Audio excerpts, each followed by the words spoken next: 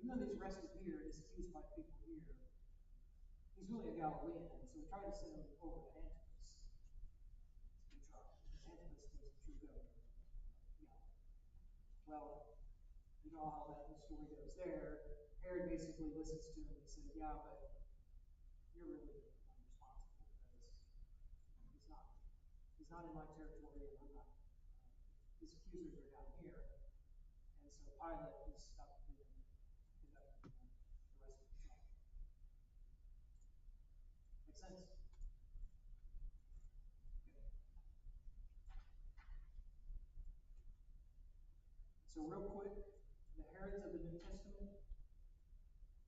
You got Herod, so because we got confused because there's a lot of Herods and names being shared here. So you've got Herod the Great.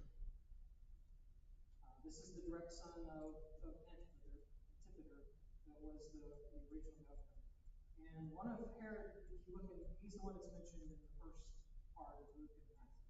So he's the one that was attempting to find Jesus, and he's the one that killed the children of Bethlehem, because he was a very paranoid man. There's no way to put any kind of code on that. He actually went through about 10 wives. He had numerous sons. His sons he killed at least 3 of his sons, 1 of his wives. He was always in fear of people taking away his power. And that's actually the reason he killed 3 of his sons and 1 of his wives, because he in his head scenario was treachery and conspiracy. And so when he's approached, he finds out that there's a new king of the Jews that's been born. It's right within his character to go try to deal with it in a very drastic way,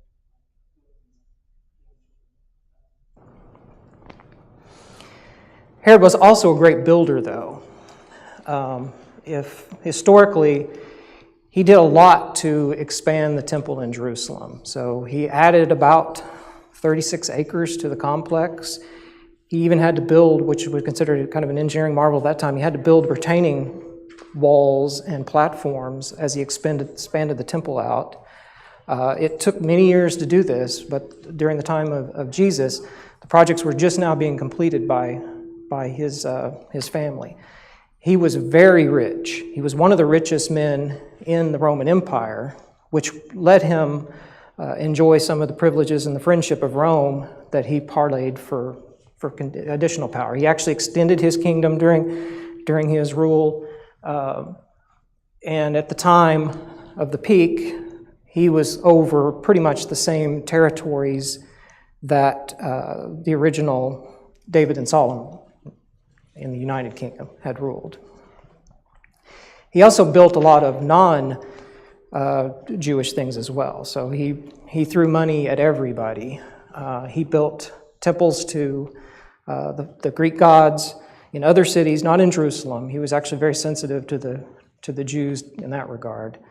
But he did throw a lot of money at building up other cities, including the Samaritans. So he had kind of helped restore some of their stuff. He never restored their temple, but he did throw some money in rebuilding parts of that country as well. Okay, his kids that are mentioned in the Bible are Archelaus is just mentioned in Matthew as he was the ruler over Judea when Jesus returns from Egypt. So remember, so now we kind of have some kind of bounding on dates, because Archelaus was only in there for a matter of a few years before he was replaced. And so we kind of know based on his rule, when Jesus came. And the problem is fixing the dates in time. So we kind of know the series, how it lays out, but there's a lot of debate about what 1 BC means versus 4 BC, etc.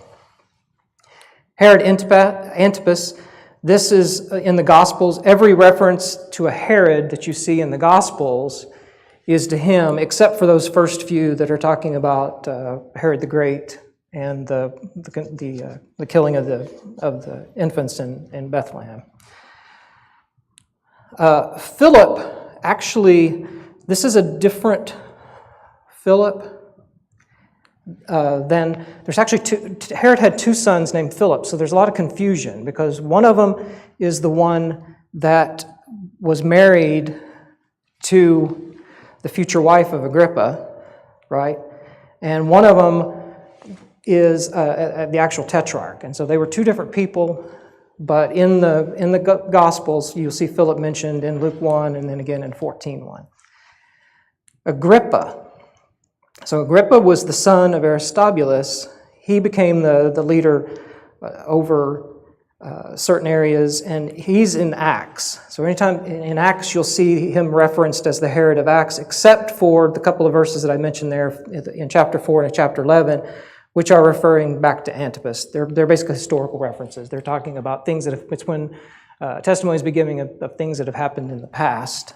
But all of the contemporary stuff that's happening in Acts is referencing Herod Agrippa the First. And then, of course, you got Herodias, who was the wife.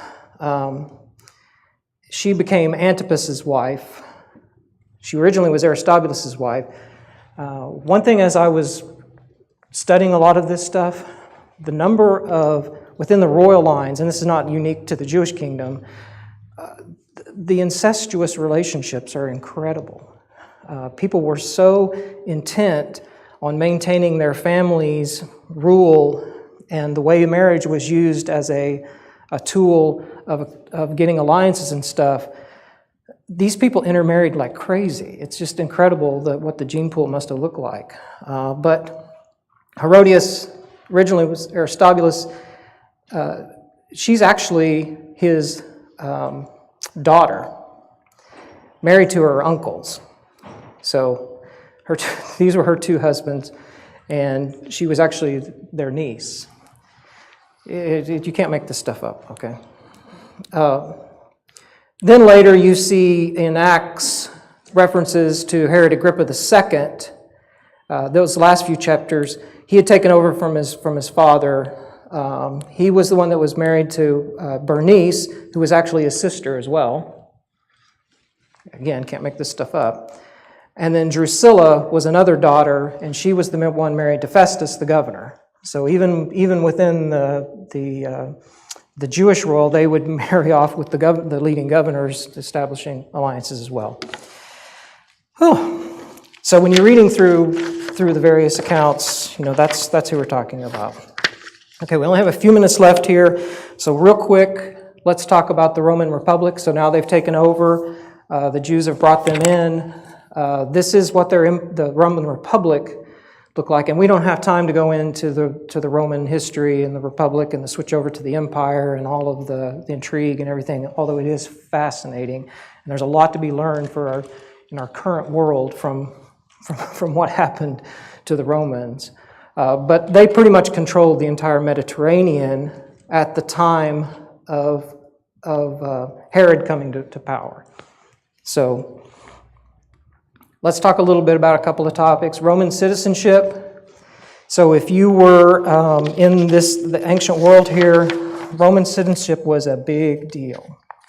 It had all kinds of advantages.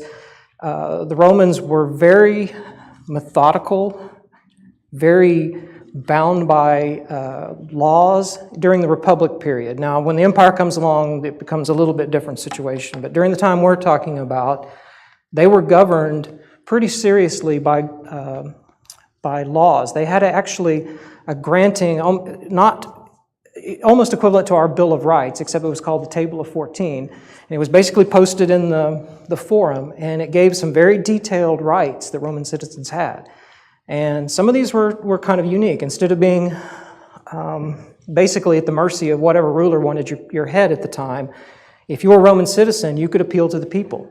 You could ask for the people to judge you. You could ask to go to the proconsuls. You could ask for the Senate. And so right to appeal was big. They had clear property rights that were passed down. Trial before punishment. You could not be touched if you were a Roman citizen before you were tried. this was a big deal because in the past, and this applied all the way down to the plebeians who were Roman citizens. So the richest guy and the poorest guy had the same rights in terms of these basic rights. Now, there were property rights and stuff and the rights to hold office that were determined by your basic caste. So there were certain offices you couldn't hold if you were one of the working men or women. So citizenship could be acquired if both parents were citizens, regardless of where you were born. So it's not like in the United States where just because you were born in the United States, you're a citizen. In Rome, you couldn't actually be a citizen. You could be born in Rome and still not be a citizen if both of your parents weren't Roman citizens. So location of birth really didn't come to play. It was a matter of who your parents were. It could be granted by people during the Republic. And what that meant was either been by them or the Senate could bestow you citizenship. Later, during the Empire period, generals and emperors started being granted the power to do that. And so there are a lot of instances where they would grant direct citizenship. Antipater was one of those that got that right. Public service could grant you citizenship, so you become part of the military.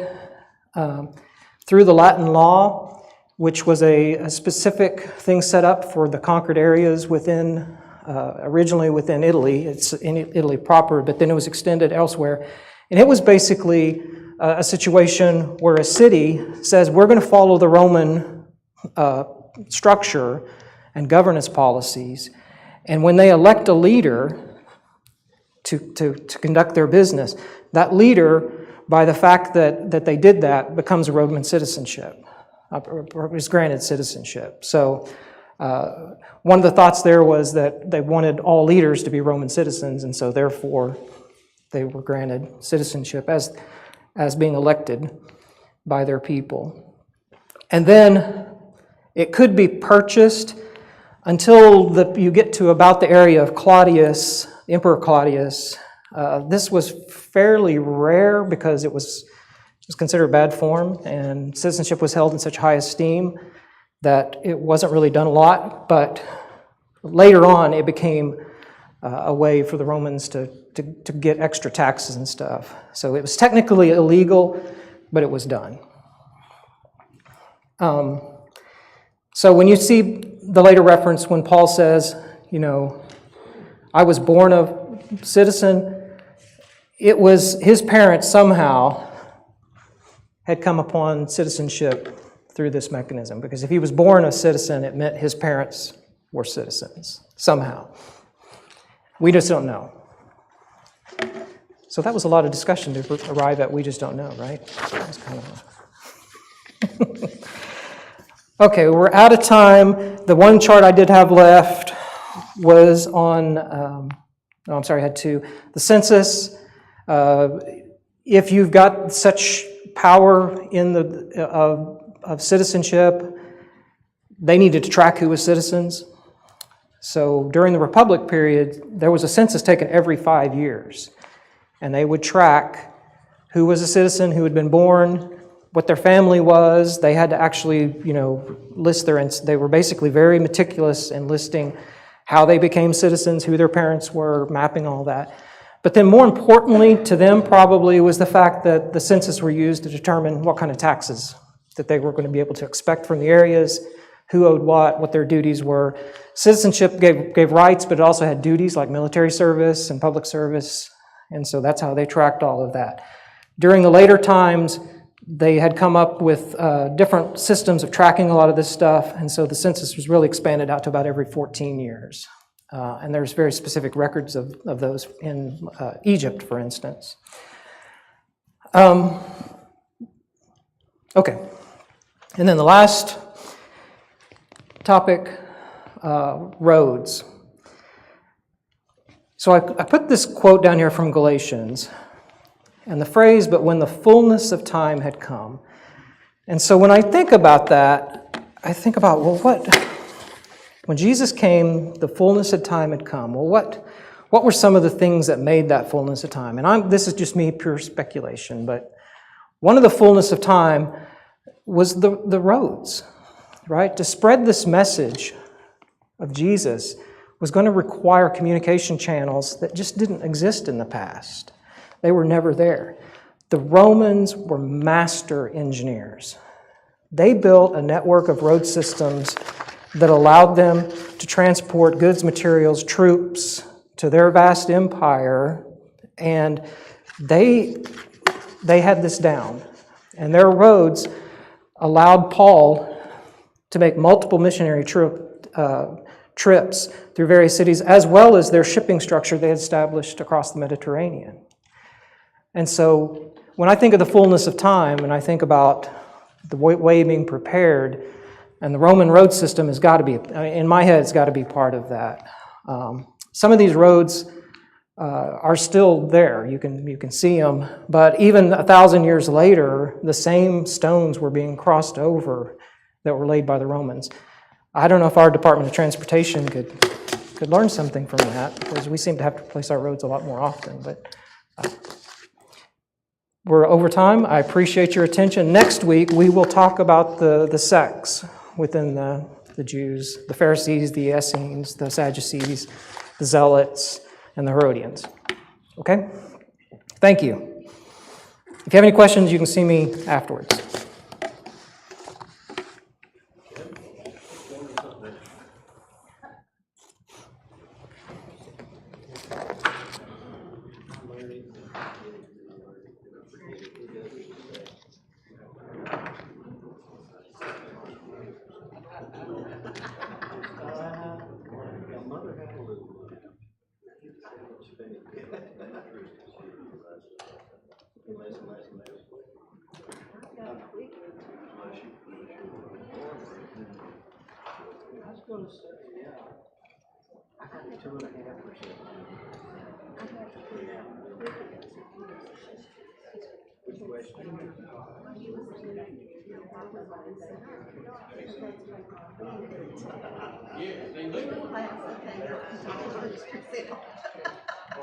Maybe he wanted to flesh that out.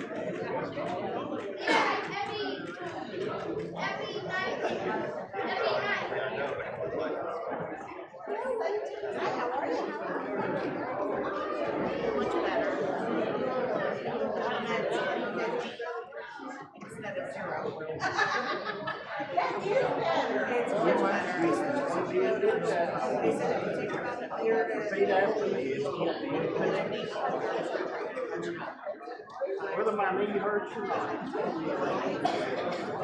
It's the best thing since sliced bread.